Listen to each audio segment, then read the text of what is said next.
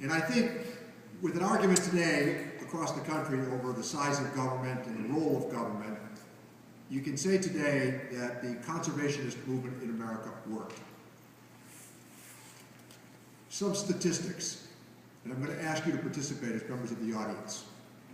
What singularly has done more to extend the age of life expectancy than anything else in the world?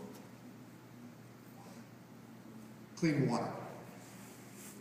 That's an astounding but very simple statistic.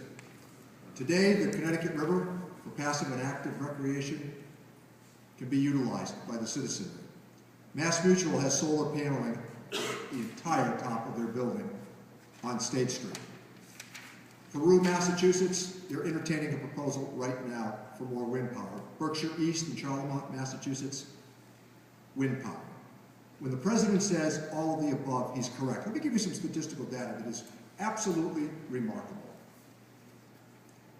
This year, North Dakota will produce more oil than Prudhoe held back. In 10 years, America will produce more oil than Saudi Arabia. Now, I think we can all agree upon the following, and that is this: sending America's sons and daughters off to war to defend oil is not a good idea. And energy independence will move us away from that obligation. In addition to the following, I think we can all agree that reducing the carbon footprint, whether or not one is left, right, or center on the political spectrum, is a good idea for efficiency purposes. Today in Detroit, in major cities in the Midwest, natural gas supplies the bus terminal. That's how the buses run. Think of what's happened with energy appliance efficiency in our own homes. Think of what's happened to mileage with the use of the automobile.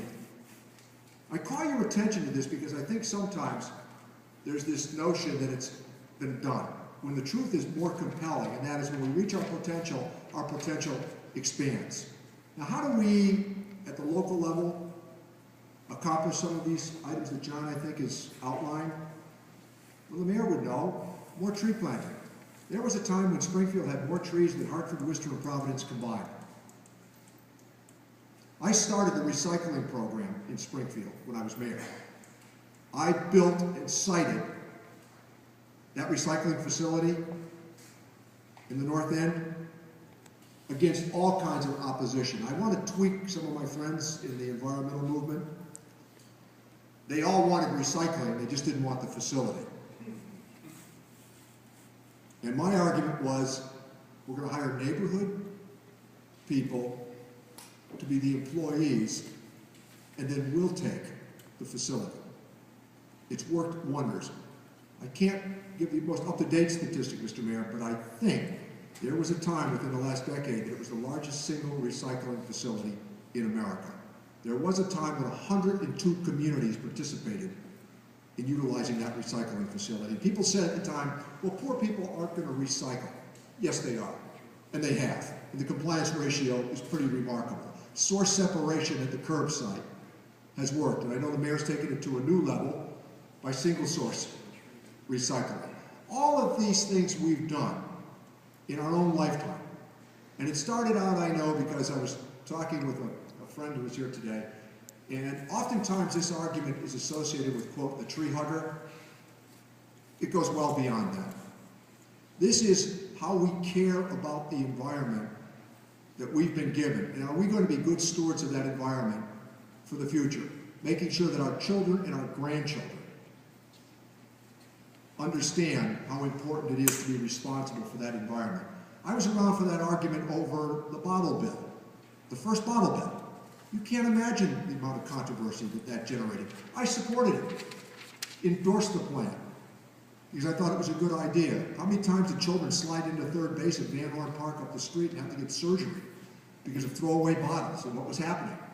You went to the waterways, you went to the lakes and the ocean front, people would heave bottles on the wayside, smash them in the street.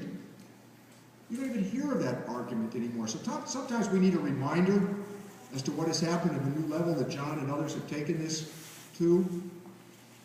Back to that original point. When the president says all of the above, he's talking about an integrated approach to energy conservation. We are indeed stewards of this environment. So this is a terrific announcement today. I'm so happy to be part of it, and as you can take some note from, a self-satisfied part of it. Thank you all very much.